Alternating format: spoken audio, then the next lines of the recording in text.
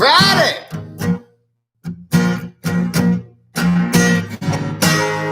Oh, now I see. I've been playing a lot of guitar lately, and then I took a little bit of a break. This is my guitar. This one right here is older than I am. This was my mother's guitar until some point in my ute. I commandeered it. Oh, yes. And so I've been playing a lot and I've been singing a lot. And so it's been just one of these times where I think that's perfect for this time of year. It's just getting, I'll do a Christmas special. That's what we should do. We'll do a sing along, some Christmas specials. Hey guys, good to see you guys. Welcome. And hey, welcome to the Midwest. We're having a great day. It's Friday. We got all sorts of cool stuff to talk about. I didn't take down my tripod. Okay, you can see the tripod back there. I'm going to be getting ready to make some videos. I've been getting a lot of emails from young men and some questions that I'm like, man, these are great questions having to do with self-confidence and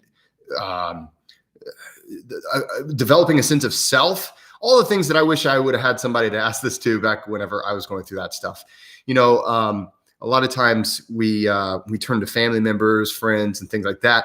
But what people have found out, researchers have found out more so today than ever, is that people don't turn to their family and friends as much.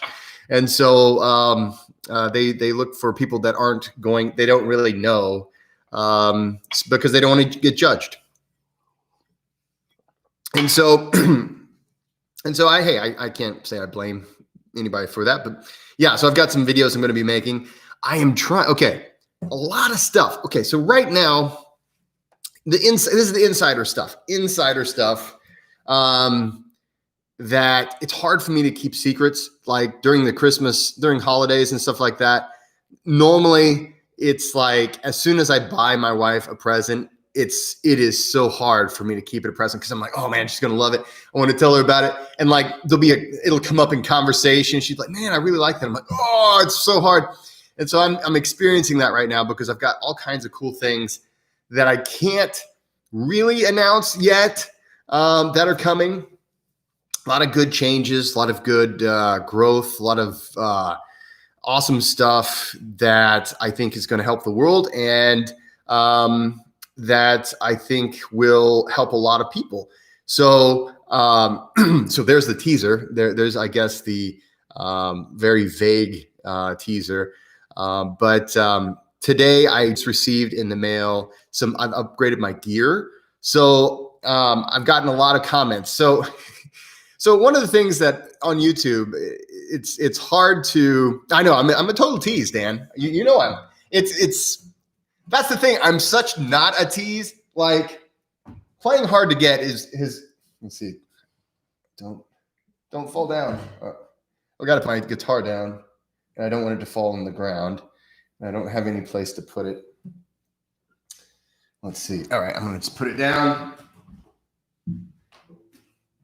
But yeah, so I'm working with some really incredible people, and we're inventing something that, we've invented something that I think is going to help the world. So really cool stuff coming, and I wish I could tell you more, but you will know very soon. Actually, within, I would say, about 30 days, I'm going to release it into, at least tell you guys about it. Just know, there's stuff going on. And that's basically all I can say for now. But hey, so I've got some new equipment, and that's all thanks to my Patreon subscribers, guys. I really want to thank you guys for that. Up until now, everything I've ever done has been on this let's see here. I've been on this cell phone. I just saw that my wife asked me if I went to the grocery store. Bear with me just a second, because this is important stuff that gets me in trouble if I don't respond really fast. Let's see. Okay. All right, cool. All right. So Now I'm out of trouble. Okay, but anyway, so I've gotten a lot of comments over the years. Hey Jesse, your audio sucks. Hey Jesse, a lot of your audio sucks. I mean, YouTube is full of a bunch of, people who are trying to be helpful, or just people who just want to be just total jerks. Mostly, I got to say, on this channel, everybody's been really nice. And yes, vegan freedom, you are very right. Happy wife, happy life. That is, that's words of wisdom. There's all sorts of wisdom on these lives that I just want to just kind of share that with the world. So, but yeah, and not to mention, I think since it has to do with going to the grocery store, happy Jesse, because I like to eat. And I also am the kind of guy on Fridays, I want to cut loose and have like a cheat meal or something like that. So it's all too easy for me to do it. And fortunately, lately, she's been really cooking some awesome stuff. And so she does a lot of keto. I personally, I can't handle keto. And it's just, I think I talked about it before. Whenever if I just genetically, even whenever I did a genetic profile, it was talking about, this one's not good for you and your genetics. And so I'm like, okay, I get that. I don't know. My ancestors must not have lived on high. I mean, I have German, French, English, and Scandinavian. That is pretty much all of my ancestry right there. So yeah, this is heavy Viking country. And I would have thought we would have eaten a lot of fatty meats. But I just, I don't know. I guess we also had a lot of carbs, because I need, for me to actually feel good and to be really functioning well, I do need a lot more carbs than oftentimes I allow myself. And I mentioned this not too long ago. I was talking to a buddy of mine, and he is he and I actually, he assisted me with a group in Poland, actually just this year. Brad Carson, awesome guy. I've had him on the podcast. And I was like, man, I'm not making any gains in the gym. I don't feel like I'm making any progress, and I'm working out really hard. And he's like, okay. And he told me stuff that I already knew. But one of the things that he told me that I really already knew, but I wasn't, applying it, was that I needed some more carbs in my life. And ever since I've applied that, it's great. The problem is there's so many carbs that are just garbage carbs. So I've had to really work to find sources of carbohydrates that are tasty, because carbs is normally where I'm going to have my little treat. But that are also not just garbage carbs too. Hey, M. Peter, hey, Jesse, been lurking for the last 2 live streams, and wanted to thank you so much for your vids on YouTube. Hey, thanks, man. They've kept me practicing Wim Hof and dive deeper into breathwork. That's awesome. That is, if that's what you've gotten out of it, then I'm so happy, because hey, this is a great time to be practicing Wim Hof method. We're getting ready for the winter months if you're on the Northern Hemisphere. It's so far in the Midwest, like right now, I think it's pretty much room temperature outside. So I can't really say a lot of good stuff about the weather as far as Wim Hof method. But earlier, actually it was September. We had quite a few frosts, and I was doing a lot of just frost walking, and this is barefoot walking over frost, and I was just having a lot of fun doing that. So it's coming back. It's this time of year. Every year, it's just kind of hard to predict how it's going to be. This is, every year I'm like, man, this is just weird, and until eventually it's the new normal. Actually, in Poland, speaking of Wim Hof, hey Alex, thanks for being here, man. But we're, in Poland, I was, it was the first week. I was there the very first week this year for the Poland expeditions with Wim Hof out in Poland. And the first week it didn't snow, and actually it snowed before we got there, and then it melted. Like, it was unseasonably warm. And when we climbed the mountain, we had to climb quite a ways until we got to a place where there actually was snow, and that was due to the elevation. It was nice and cold up there. But, he was like, there is no such thing as global warming. He was going off on it. He had a lot of fun. But yeah, we were kind of like, oh, man, this is no fun.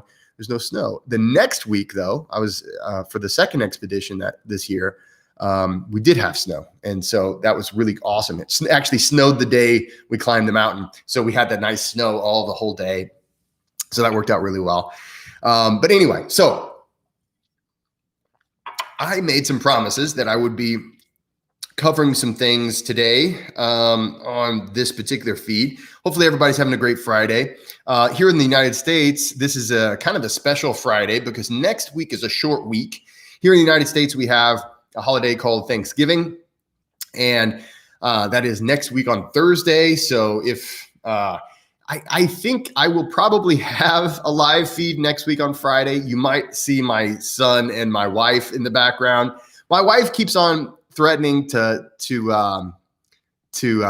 what is it? Photobomb, not necessarily photobomb, but to basically, invade this private space that I have with you guys, and come into the feed, which I think would be actually kind of cool, because she, what's it like to live with this weird bearded guy? Anyway, it's got to be kind of crazy. Bless her heart, as we say in the Midwest. Bless her heart. Okay, so all right. My first email that I wanted to respond to, and I told you I would respond today during the live. And hey, guys, if I told you I was going to respond to you during the live feed, it would be awesome if you would remind me of the question right now so that I don't forget, because I really want to make sure to do that. I've actually prepared a little bit. Let's see here. But of course now, okay. And my website, I've just updated my website. It's jessecoomer.com now. And so we've been doing all kinds of stuff. My buddy Kim Burles. It's funny. Kim and I, we were roommates. Actually, I met him this year. Speaking, I'm just going to talk about Poland a lot this time.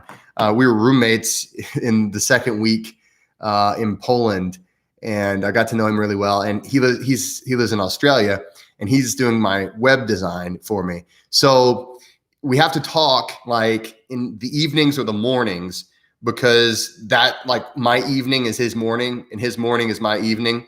And so it's always these weird kind of, okay, hey, good morning. Okay, I'm going to bed. Hey, have a great day. That kind of thing.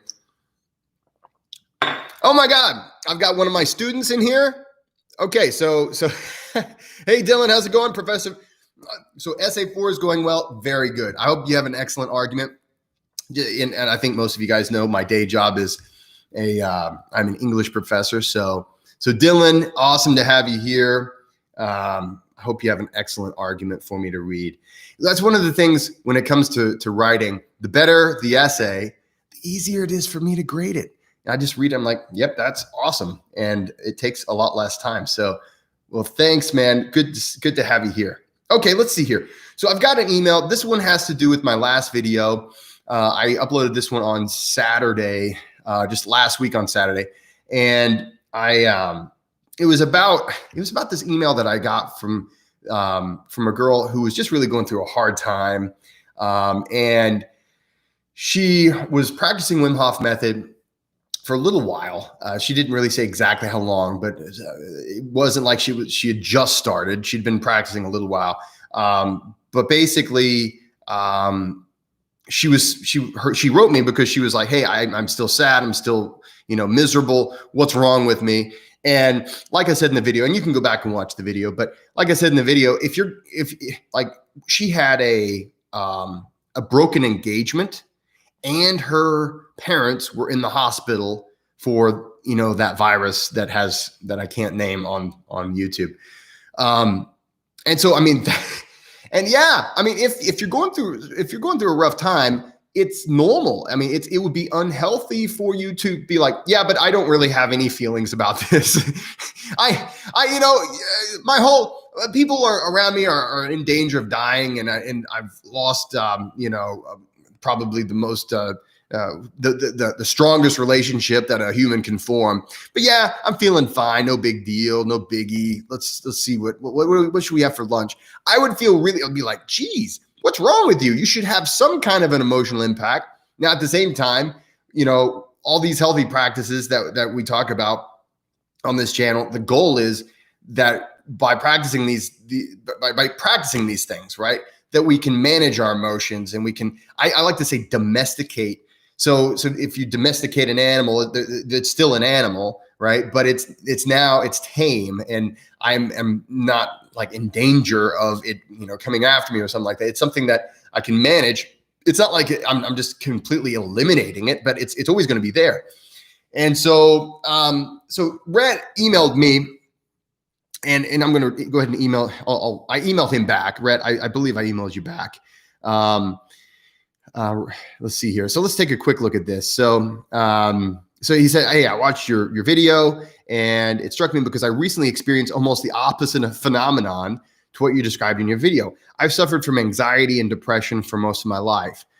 For the most part, I've been able to function through it, but it's always in the background, distracting me and zapping me of energy.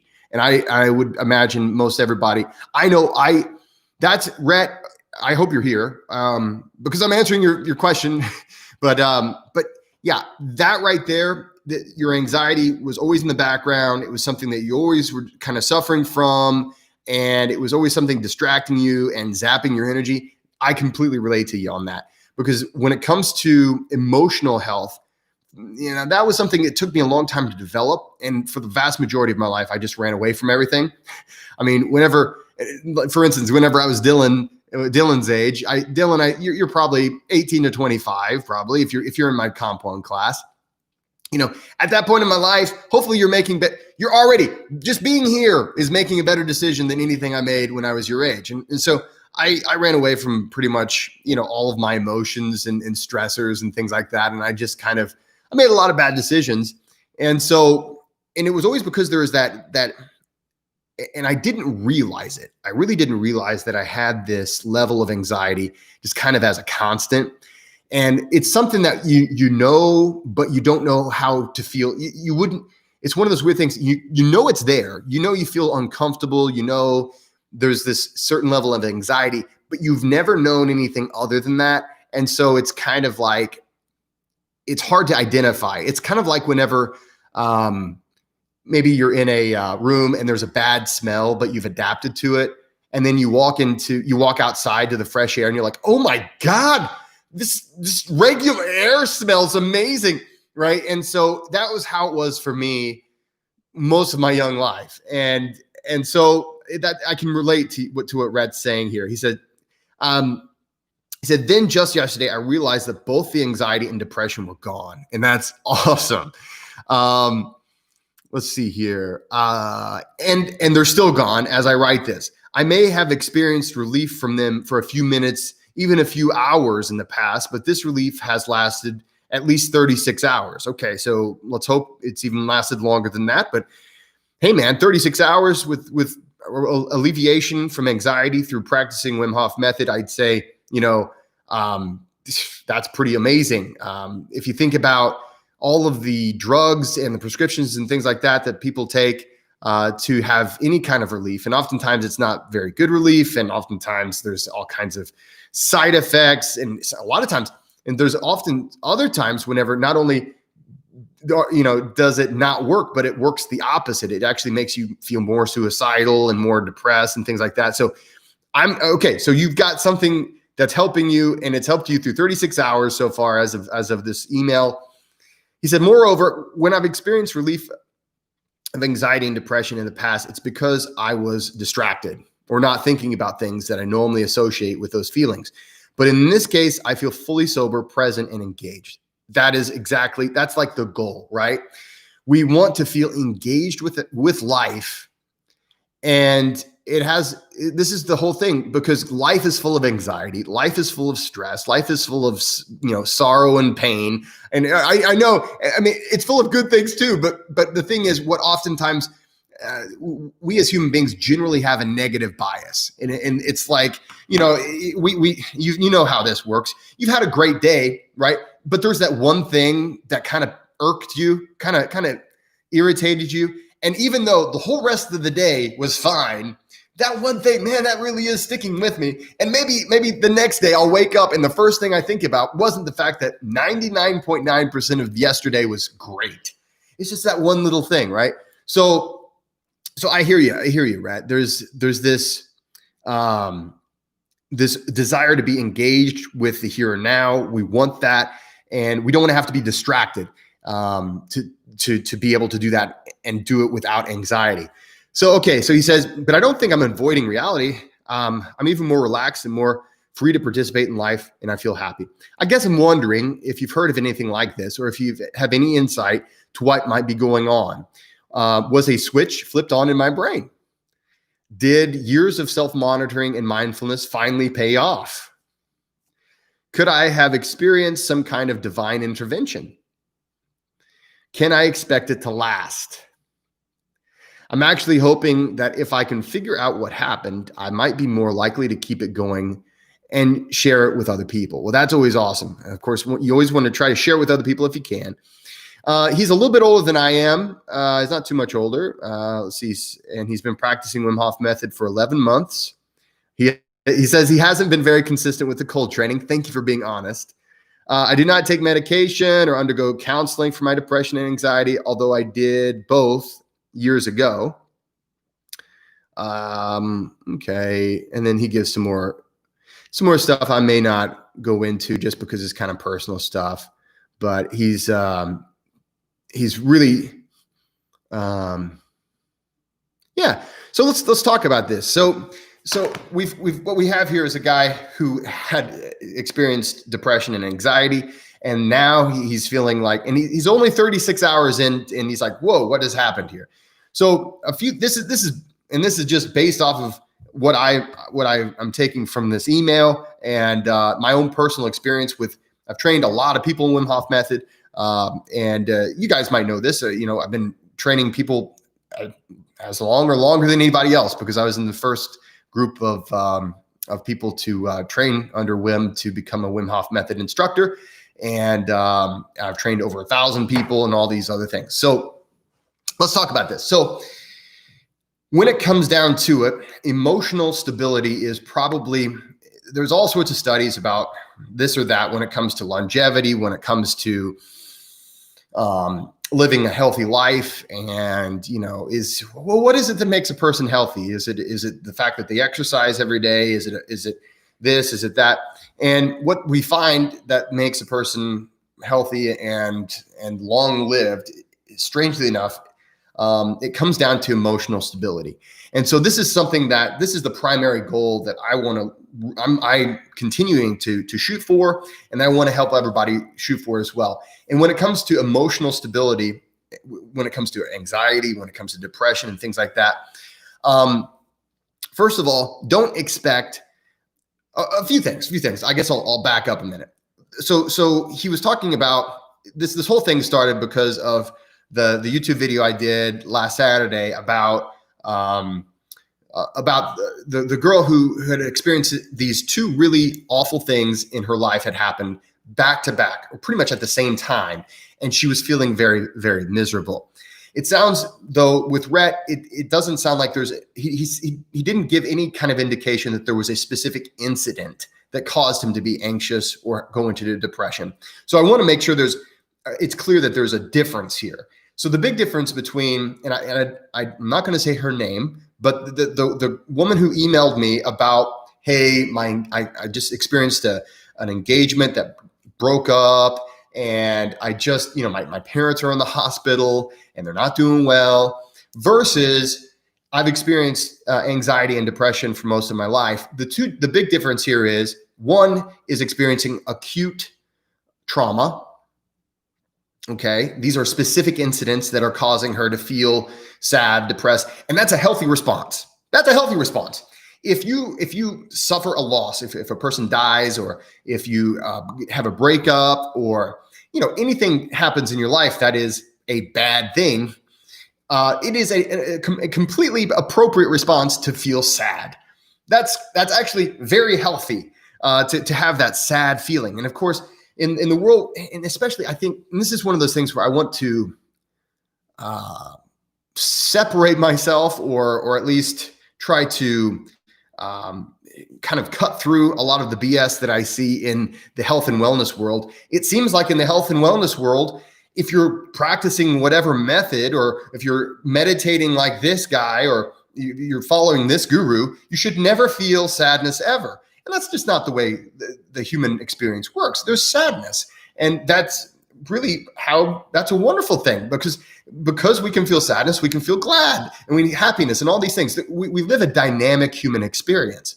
So there's nothing wrong with feeling sad if you've lost a loved one or anything like that. In fact, that's a very valuable human experience that allows us to feel compassion and allows us to be empathetic and sympathetic to other human beings. So that is not something to say, man, I'm really disappointed in myself because I felt sad as a result of, this sad thing happening in my life. What Red is talking about is something that I can relate to as well. And I think a lot of people can relate to, is having just a level of anxiety in their lives, and perhaps even a level of stable depression.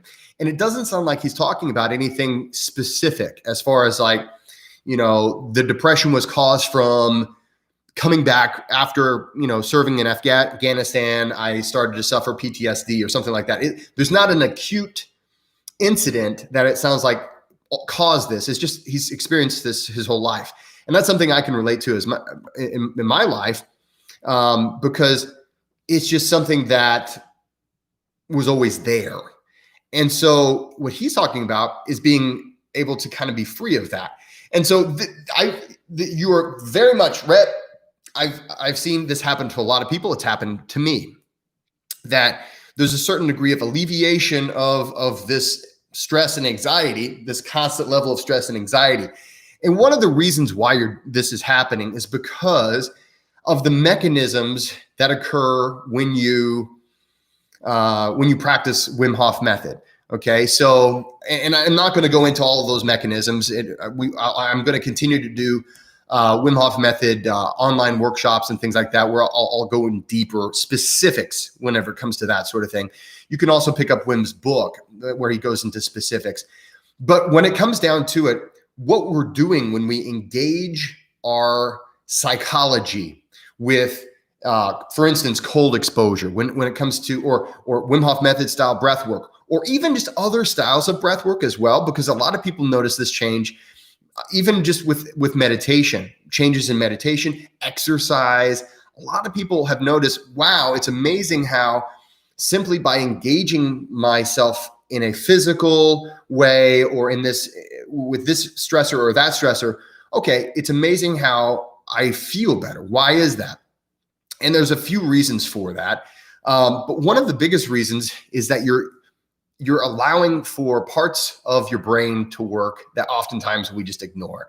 And what happens is whenever you do meditation, so when we do meditation, ideally, and this is normally after a long time doing meditation, what we call an Olympic style meditator, someone who's maybe meditated an hour a day for 10 years or whatever, you can do brain scans and you can see certain parts of their brains light up and certain parts of the brains will become less lit up than normal. And using Wim Hof method, actually, you can achieve a lot of those same results in about 15 minutes.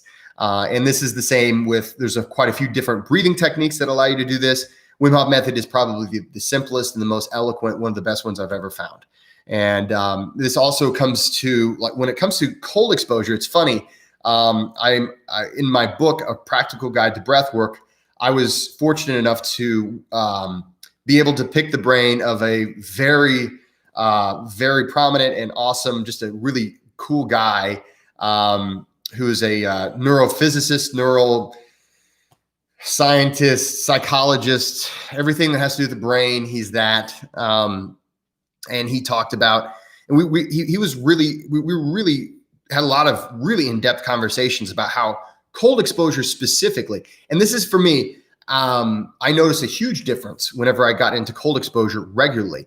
Now, grant you, cold exposure is not the one that normally people love. Some of you guys, I guarantee, and you can tell me in the discussion hey, I love cold exposure more than breath work. For me, it's always I've loved breath work more than cold exposure. I've fallen in love, as I say in my ebook, A Practical Guide to Cold Training. For you to really get the most out of your cold training, you need to decide to fall in love with cold training. You need to make that decision. And once you've done that, you've crossed the threshold, and it's incredibly liberating, because whenever you're out there in the snow, whenever you're in your cold shower, when you're in your ice bath, you're facing a life or death fear in the face. And this is one of those things. It is, and vegan freedom, it just says, no way, cold is difficult. It is not the easiest thing. And this is one of those things where I want to just be clear with everybody. So many people believe that, they'll see me smiling in an Instagram picture, just rolling around.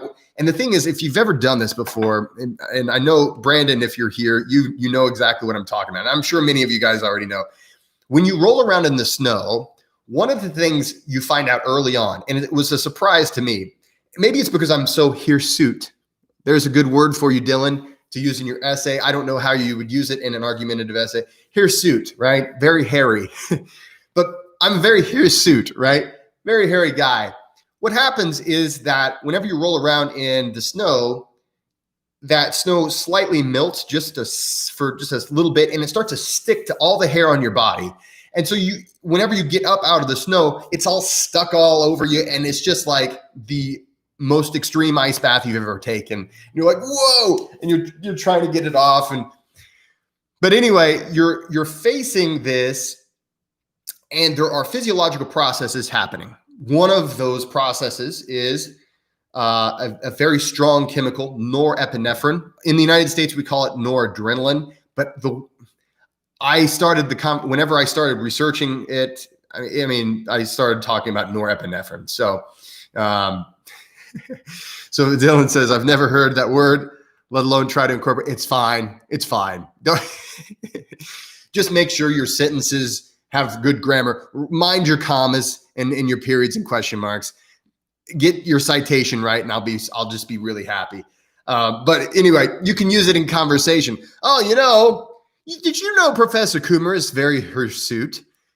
Actually, don't do that. They'll think that's weird as well. But anyway, one of the neurochemicals that you produce, you get what we call a global, I'll say a global explosion of norepinephrine or noradrenaline. And that is a chemical that is also associated with anxiety. So if you are suffering intense anxiety, for those of you who've ever experienced maybe a panic attack, or you've been so nervous or so anxious that you're just basically freaking out. I'm freaking out, man. If you were doing that, it is likely that you were experiencing high levels of norepinephrine. Your brain was giving you norepinephrine. And that is a neurochemical that has a lot of physiological functions, but one of them is to give you a heightened sense of awareness. So this heightened sense of awareness, it was great whenever we were Neolithic humans, and we needed to be able to smell really well. We needed to be able to hear really well. We needed all of our senses to be heightened, because that might give us a survival advantage in Neolithic times. We're talking about like the first humans. It was incredibly helpful because your senses, when they're heightened, okay, now I'm more aware. Well, it's only really helpful whenever you're in that situation. Well, what happens nowadays is we're in that situation, but we've got enormous amounts of other kinds of input, incredible amounts of input. And we've got this so much that it just causes us terrible anxiety. And there's a dopamine feedback loop. And also read my book. Anyway, the point is that norepinephrine, whenever you're in intense anxiety, that's the same neurochemical that's produced every time you step into a cold shower or an ice bath. And my theory that I've been sharing with Dr. Otto is that what we're doing is we're reassociating that chemical. We're reassociating it. Whereas we normally associate norepinephrine with a time that we're very afraid. Whenever we practice cold exposure, even if you're not practicing Wim Hof method, some of you guys are just cold enthusiasts. And that's cool too. That's cool too. But whenever we practice cold exposure, ice baths, whatever, we're voluntarily choosing to get into that situation. And we're retraining our brain to look at that stress hormone as something that is within our realm of control. And whenever you believe that it's within your control, you're no longer afraid, you have more confidence in that situation. And that is my theory, okay? And I have shared it with a prominent neuroscientist, and he says it's a pretty good theory. So I don't know. I'll pat myself on the shoulder or whatever. But that is essentially my theory. That's why I believe that I especially notice that as long as I'm really consistent with my cold exposure, and so the way I see now, I practice breath work all day. So I'll do Wim Hof method breath work in the mornings, but all day long I'm modulating my breath because I understand that because we have this capacity to modulate our breath, and that breath affects our autonomic nervous system, we're able to affect our state by modulating our breath. For those of you guys in my Patreon club, you know that there are certain breathing sessions that I'll do to take you really deep into a meditative state. There's some of them that are for energy, some of them are for relaxation, and I oftentimes I'll put them together. But basically, what I'm doing throughout the day, and again, this is coming back to Rhett's email, how I am able to keep that emotional stability. And believe me, it's a daily struggle. It is a daily struggle. It's not something that's like, okay, it's over. There's no cure to the human condition. Okay. The human condition is the human condition. You will be a human until you're dead. But while we're in this state of being a human, we have this ability to modulate certain things.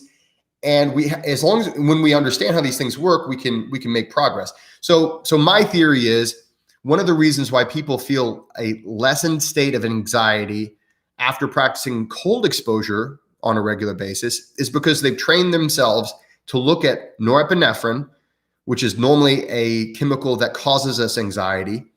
But we've retrained our brains, we've retrained ourselves to look at that release of norepinephrine as something that is within our realm of control and therefore not something to be feared.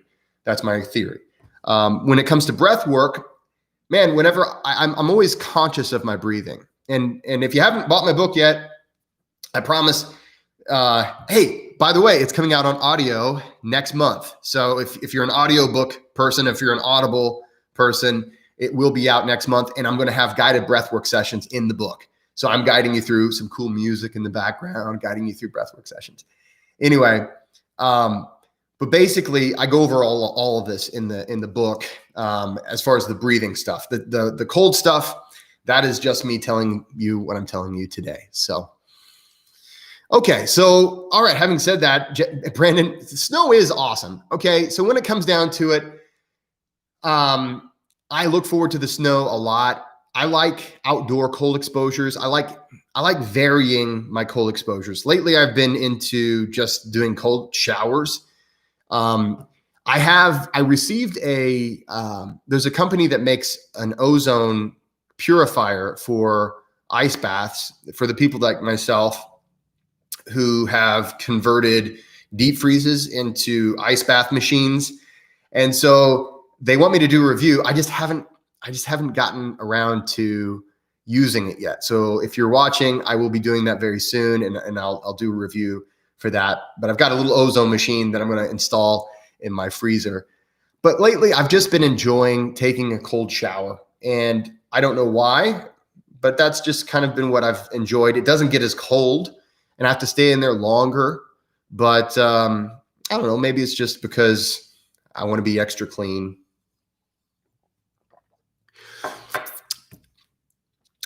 Peter says, sometimes I'm really looking forward to the cold, but mostly it's taking a lot of willpower. And that's something that I think is a benefit of cold exposures. I know I've been asked many times because I've been asked many times about, hey, why don't you just do heat exposures?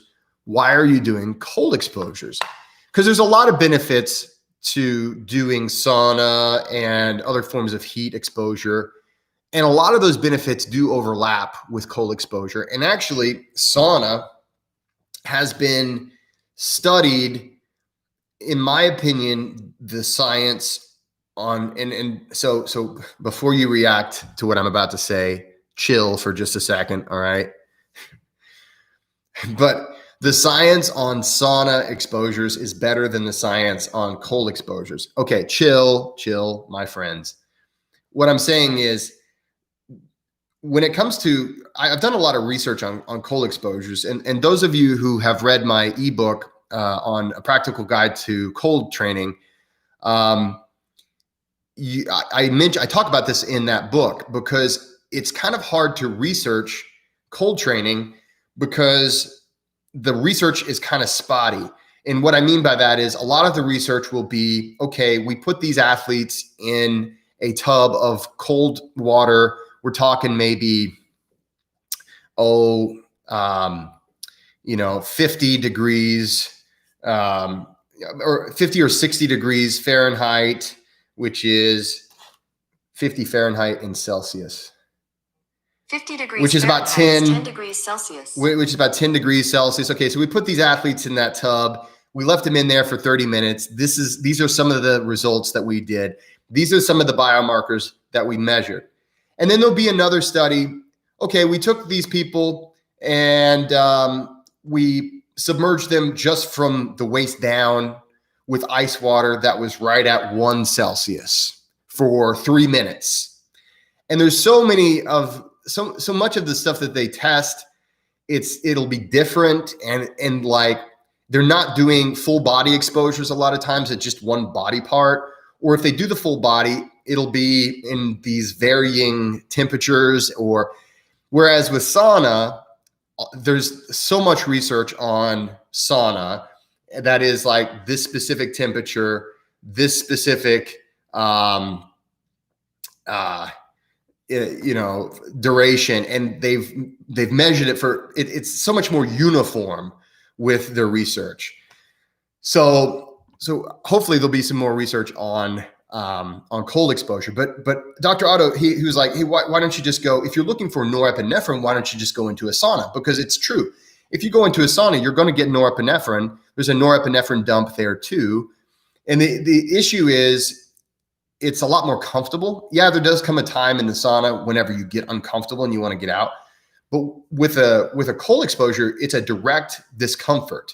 So there's never a time I will say there are some times whenever I'll get into an ice bath and I'm like, but usually I think anybody who's a regular cold enthusiast will understand that there's a difference between the feeling of getting into an ice bath versus getting into a sauna. And one is far more immediate. One takes a little longer to get that uncomfortable feeling.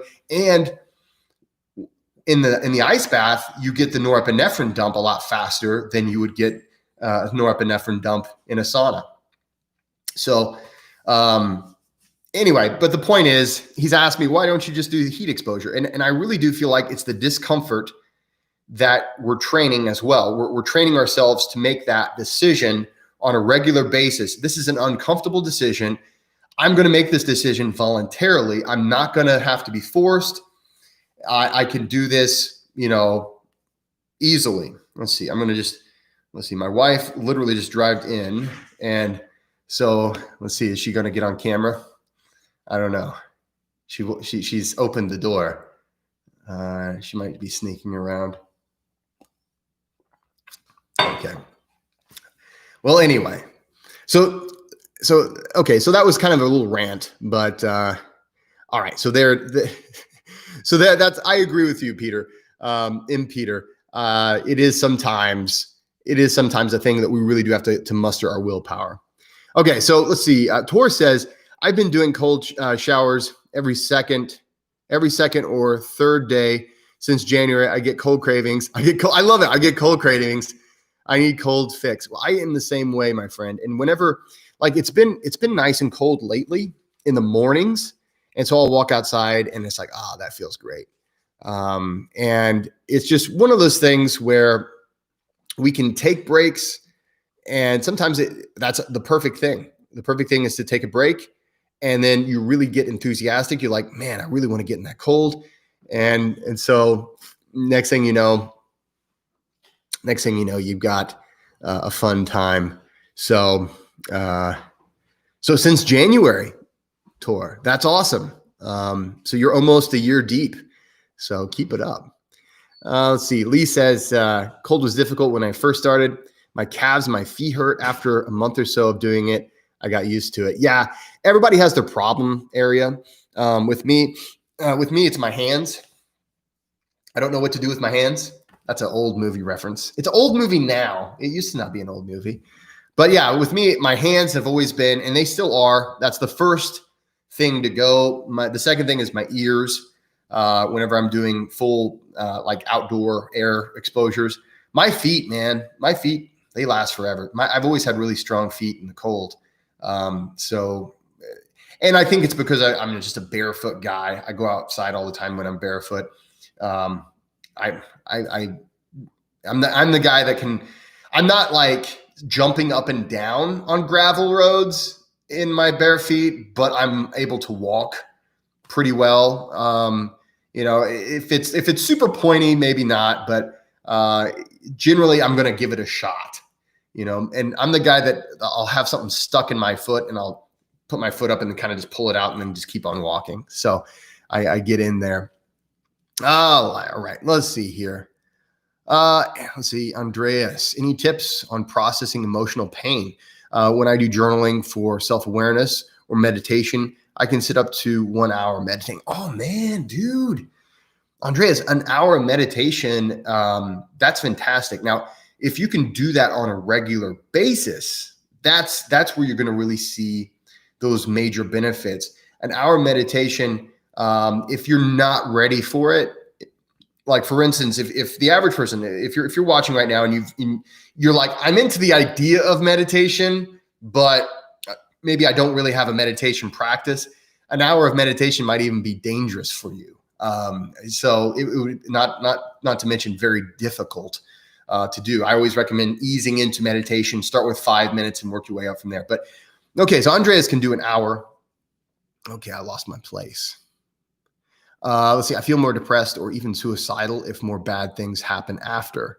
And because of that, I can't stick to any healthy habit because I get overwhelmed by all those emotions that make their way to the surface. Okay. So this is one of those cases where I would recommend not doing the full hour meditation. I would say one of the things, here's some advice I would give to anybody. And when it comes to especially someone who's kind of struggling, especially with depression, suicidal thoughts, things like that. The thing is, whenever we look at these health practices, okay, I want to emphasize that these are not cures to anything. They're basically ways that you can help yourself show up in a positive way. They're ways that you can help yourself be more. Basically, you're giving yourself the best chance you can give yourself to be to approach the day in the best possible way. Okay, and so I think a lot of times we get too hung up on. Am I doing, like, for instance, an hour meditation, like I said, can be dangerous, specifically because you need to work your way up to stuff like this. And now it depends on, there's different esoteric traditions that would also tell you other things about why it's possibly dangerous. I'm not going to get into that, but the point is, here's my best advice. make a small change, okay, and stick to it for 2 weeks before trying to add anything else. So for instance, I would say a kind of a big change would just be to say, I'm going to sit in meditation for 5 minutes, maybe 10 minutes, okay? And I'm going to do that every day. And I'm just going, and maybe instead of just sitting, like, because a lot of times in meditation, we just sit. There's a few different ways, a lot of different ways you can meditate. What I would recommend is try to focus on a breathing cadence. So in my opinion, I would say the best one for you would be 5 seconds on an inhale, 5 seconds on an exhale. You can do this with music. You can do it with a metronome, or you can simply do this with your heartbeat, or you can just simply count in 2, 3, 4, 5, out, 2, 3, 4, 5, in, 2. And what you're going to do is you're going to just focus on that breath. You're going to stay seated, and your thoughts there will be times whenever your thoughts wander. What you're doing, I've heard it described as checking your email that you've been avoiding for a long time. I've heard it described in a lot of different ways. But what happens is, ideally, meditation, and a lot of times when we're dealing with like deep breath work, so this could be Wim Hof method style, this could be altered state breathing and breath work, this could be a lot of different styles of superventilation. So in my book, I cover a couple different styles of superventilation.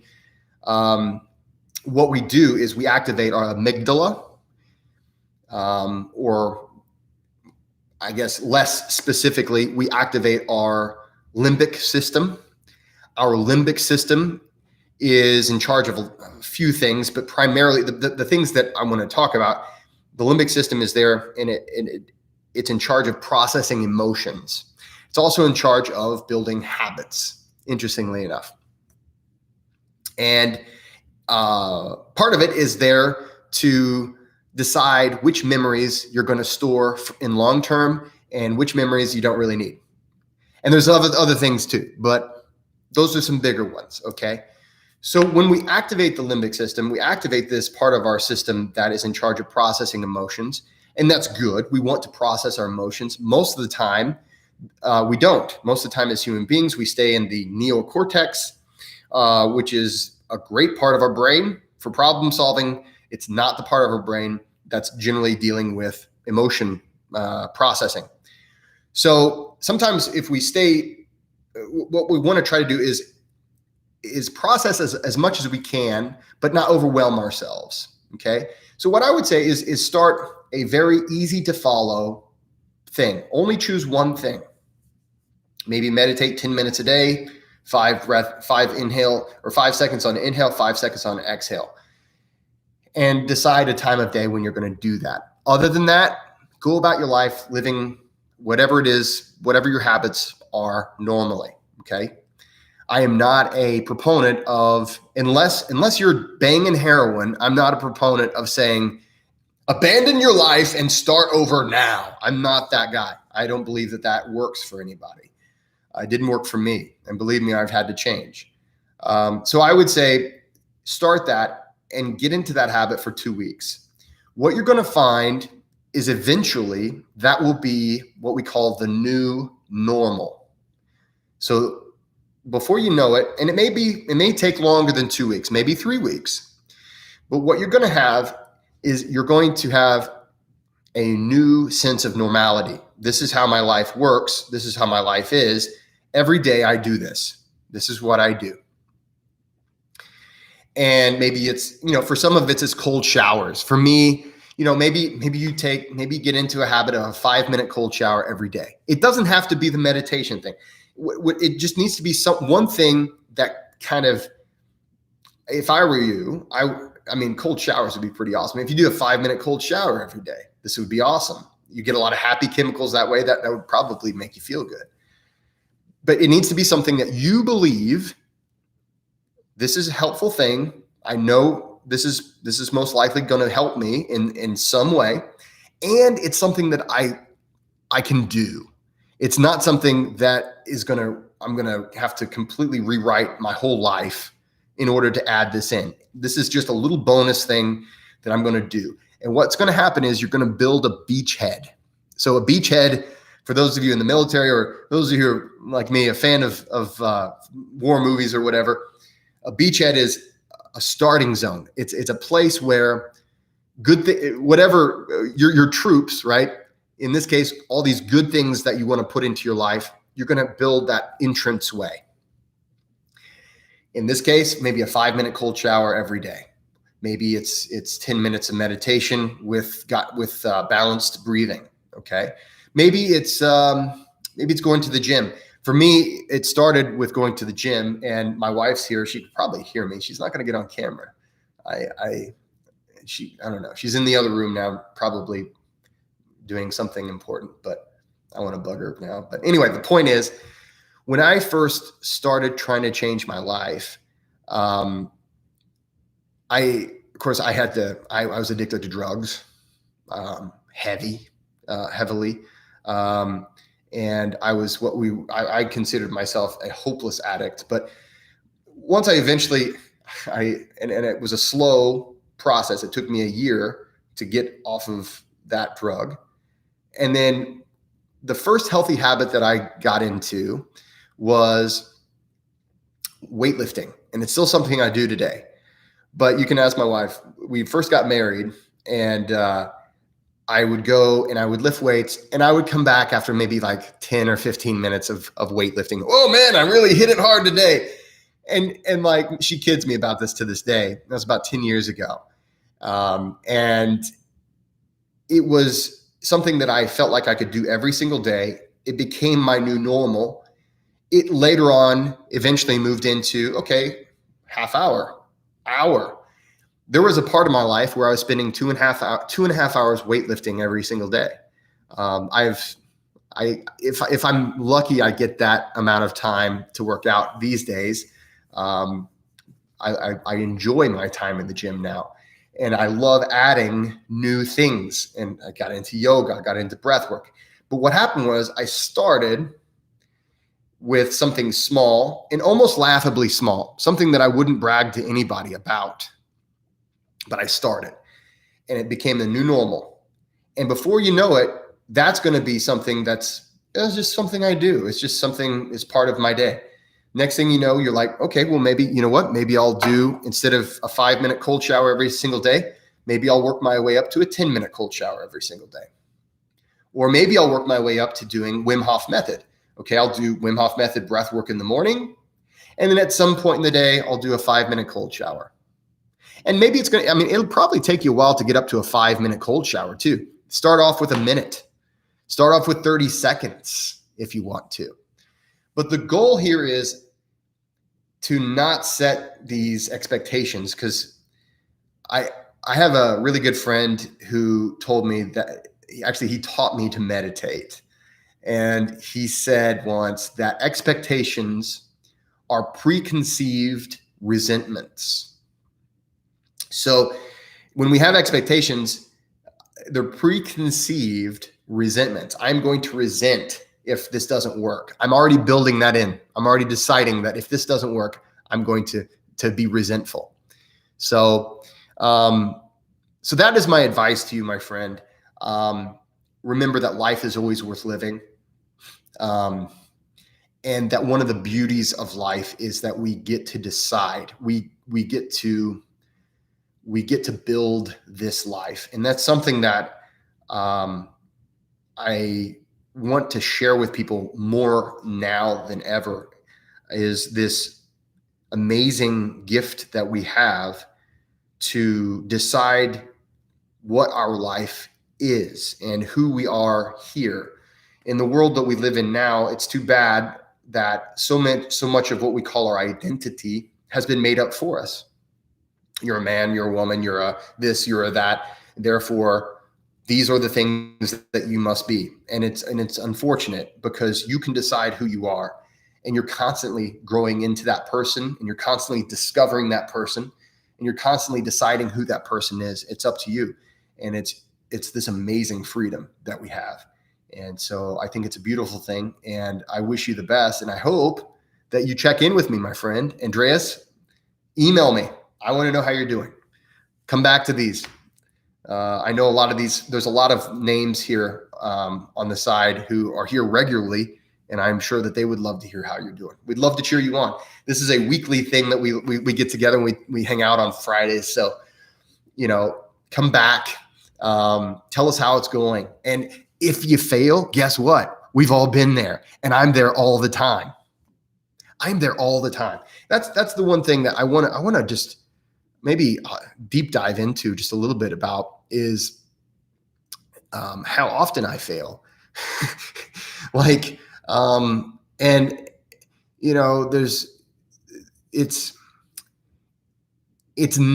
no practice. There's no gym experience. There's no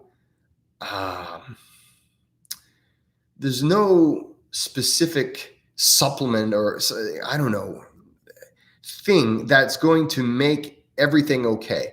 It's a lot of struggle. It's a lot of overcoming, and then realizing that you're not alone in this. I'm right there with you.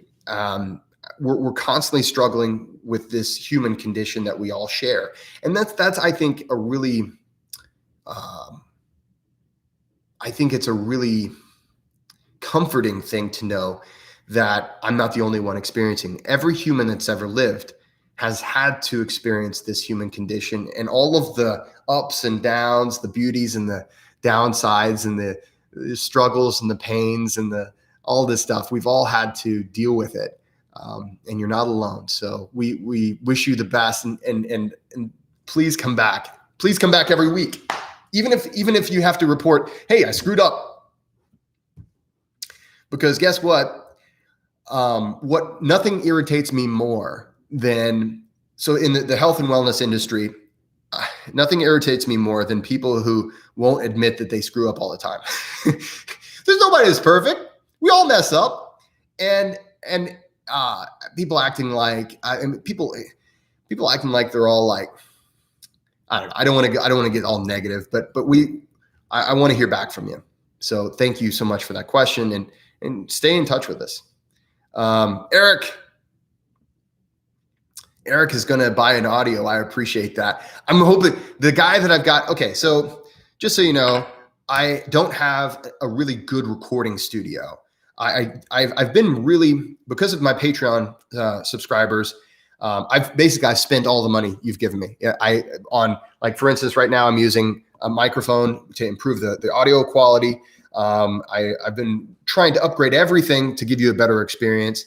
And so basically any money that I make from this channel or from Patreon, I try to put back into producing better content and improving the quality that comes out of it. And of course, if there's things that you want me to discuss or talk about, I get a lot of emails. I really do get a lot of emails. And a lot of times it's the same questions over and over again. Sometimes it's on completely different topics. So anyway, so thank you. Thank you. All right, let's see here. What else we got here? So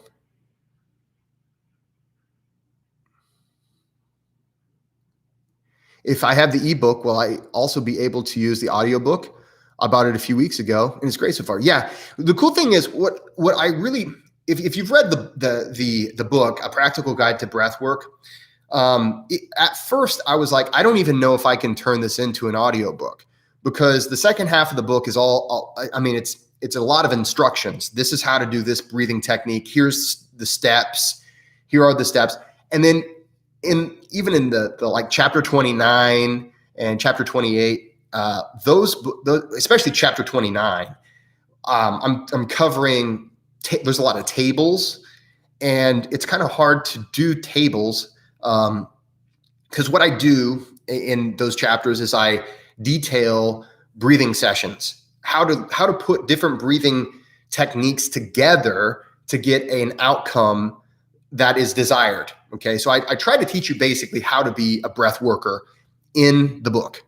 And so in chapter 29, that's the last chapter of the book.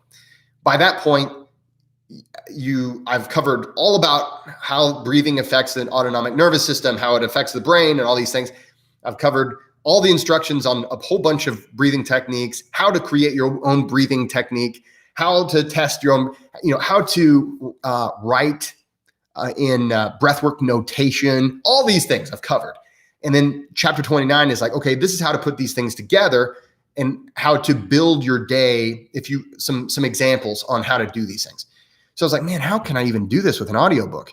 And so I'm working with a guy who's going to read the vast majority of my book. And I've actually corrected him a few times because he pronounced things in like a correct way. Whereas I'm like, no, I'm from the Midwest and we say it this way. So I'm really trying to make it authentic.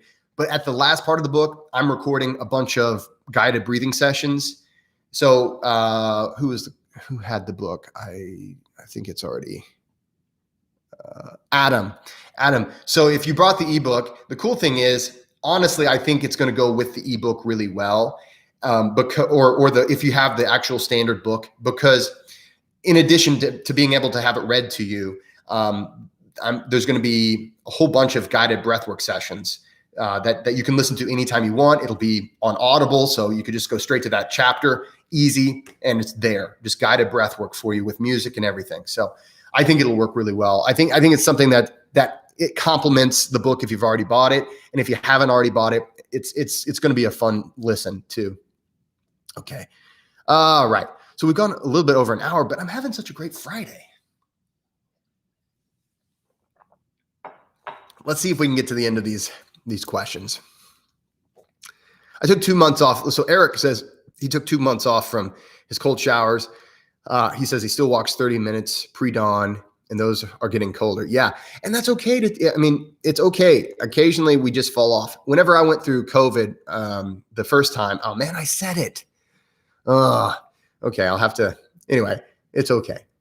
But whenever we had the first lockdowns, I was writing in the book. I was really super stressed, and I should have been doing more breath work. Well, I was doing a lot of breath work, but I should have been doing more cold exposures. But I stopped doing a lot of cold exposures for some reason, and it did not help. It exacerbated my stress. But yeah, anyway, but you get back on the horse and you keep working on it. Let's see, where did this go? Rhizome theory. That sounds familiar, but I don't have it in my mind right now enough to discuss that, Bo. Thank you for the question. Maybe I'll look into that and maybe we'll talk about it in a future episode. I know I've heard that. I know I've heard of it, but for some reason, nothing's coming to mind. So I apologize. I'll talk about that maybe some other time. Delby, hey, thanks, DBS. Always a pleasure motivating here from you. Awesome. I'm glad to hear that.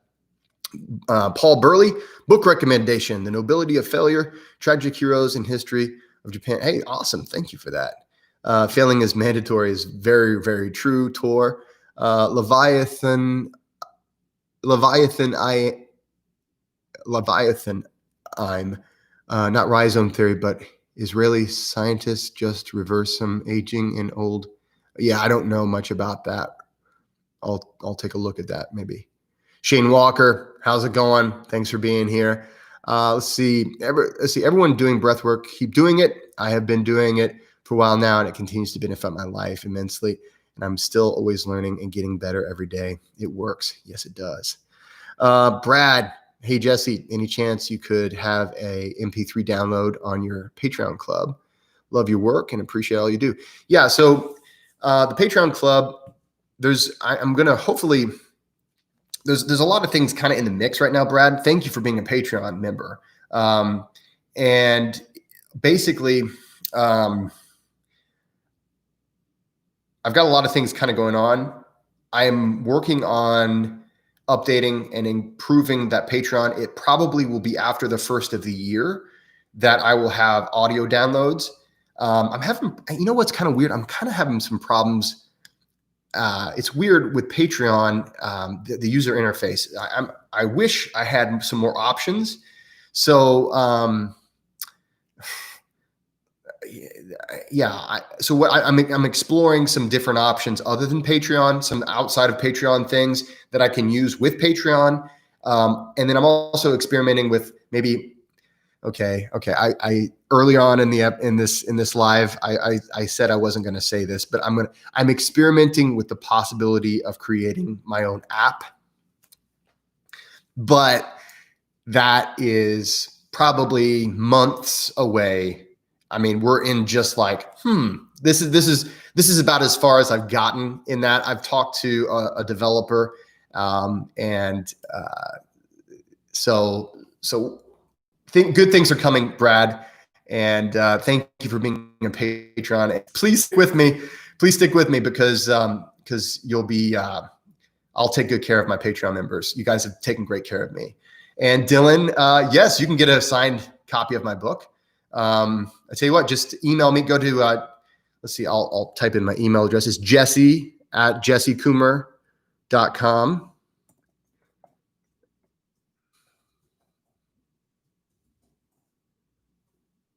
And you can purchase that, and I will send it to you, or I'll send it to your door.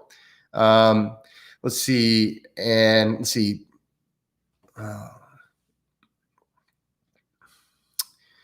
One last thing. Okay. Hi, I'm doing ice baths, but my hands stay white for quite some time. What can I do? Greetings from Belgium. My great grandfather came over to the United States from Belgium. So, hey, maybe we're family. We're all family, really. But okay, so what you have is Raynaud's syndrome, most likely, Joe. Raynaud's syndrome is something where it's kind of this, it's almost considered an autoimmune issue. And so what happens is certain parts of your body, whenever it's exposed to extreme cold or extreme temperatures, there's like an extreme vasodilation that occurs, and it shunts the blood out of that section of your body. So for most people, it's considered to be something that basically the best thing you can do is go ahead and put it in warm water, try to warm it up. And basically what that does is it opens up the blood vessels. And okay, so the conventional wisdom is that there's no cure. And I would say there's no cure. Okay, so my prognosis is there's no cure to Raynaud's syndrome. However, I have known people, actually my good friend Rob Linfesti, who does Convergence Lifestyle, a really awesome YouTube channel you guys should check out. He had really bad Raynaud's syndrome in his youth, so bad so that he used to be able to write his name if he just had a fork in his, like whenever he was a kid, he would be able to write his name simply from how cool the metal was. He would write his name on his arm and it would turn white and it would stay that way. Okay. So he had it real bad. I climbed a mountain with him barefoot in the cold with Wim Hof in 2016. And I've done ice baths with him. I was ice bathing with him in February of this year, and he has no problems. So the way he said that he did it, it was through using heat and cold on that particular part of his body to open and close those blood vessels. Again, will it work for everybody? Who knows? But that is what it is. That likely is Raynaud's syndrome, and that's probably what it is. My best advice to you is to try, if you're going to try to do anything about it, try heat and cold. So get an ice, like a bowl of ice water and a bowl of like warm water, and go back and forth. Maybe 1 minute in the cold, maybe like 3 to 4 minutes in the heat, and maybe go back and forth. Don't go back into the cold until you've opened up the blood vessels in the warm water. So however long it takes, you wait till those things open up, then go back to the cold, and then go back to the heat. That's what I've heard a lot of people use, and they've had success with it. Not everybody, though. Not everybody has had success with it. So I just want to be honest and upfront. But that's what that is. And don't feel bad about if you go outside, wearing gloves. I always wear gloves. My hands are the thing that normally starts to hurt first. So you'll see this half-naked bearded man, and I have a hat on because I want to cover my ears because those start to hurt first, and my hands start to hurt first. Cover the things. Your extremities are not really helping you when it comes to cold exposure anyway, because what you're trying to do for the vast majority of the health benefits, you're trying to maintain homeostasis. So your hands and your little nubs on your ears or your feet, cover them up, protect them. You're going to avoid frostbite and a lot of other issues and just the pain that makes it just uncomfortable. So just go out there and enjoy yourself, have gloves on, and it's totally okay. As soon as you get in from an ice bath or something and that hand is still white, run it under the hot water for a while and help, and just do what you got to do to open those blood vessels up. You're not going to hurt your cold exposure training. You're not hurting your cold adaptation at all. Yeah, Brandon, I'm really hoping for that app. So probably if you're in the Patreon, what's probably going to happen is that you'll be the first to beta test the app. So for all my Patreon members, that's something that's, again, I don't have any idea. I have no idea when that'll be rolled out. Probably not till the summer of 2021. So, because we're just now just start to talk about it. So things are going good, but we want to make sure it's awesome whenever it's really out there.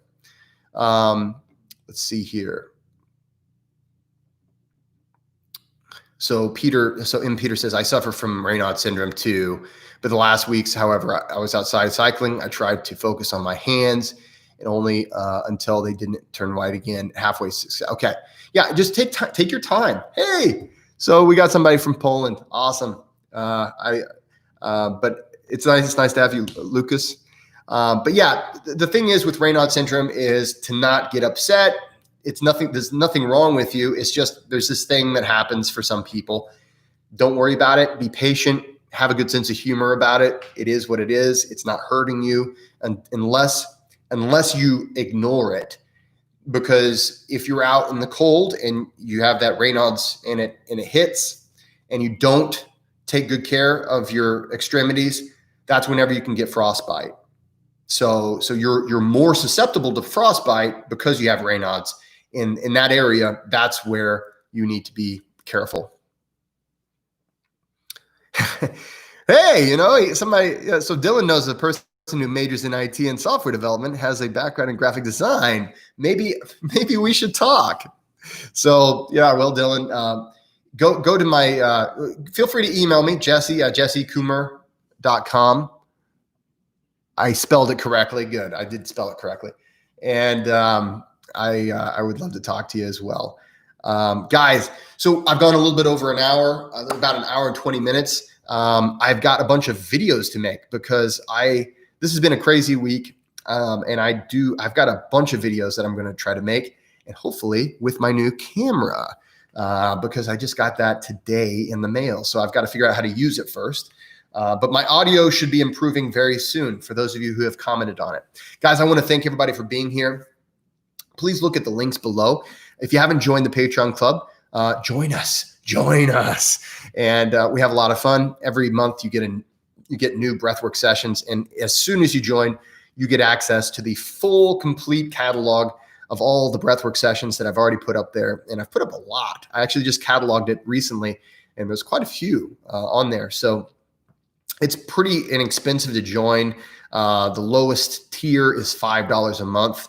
And there's all kinds of good stuff in there. So we have a really cool tribe, really close-knit people getting to know each other from all around the world. So guys, thanks so much for being here. If you haven't already liked and subscribed, please like, if you don't mind. They say it helps the algorithm, and I need as much help as I can get. I don't really know if it helps the algorithm, but hey, if it does, why not?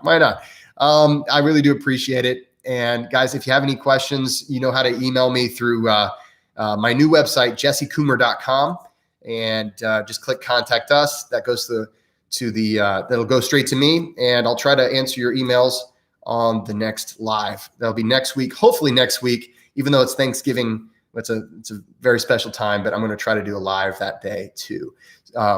Friday of next week. So guys, thanks so much for being here. Don't forget to go out there and be nice to people. Have a great weekend.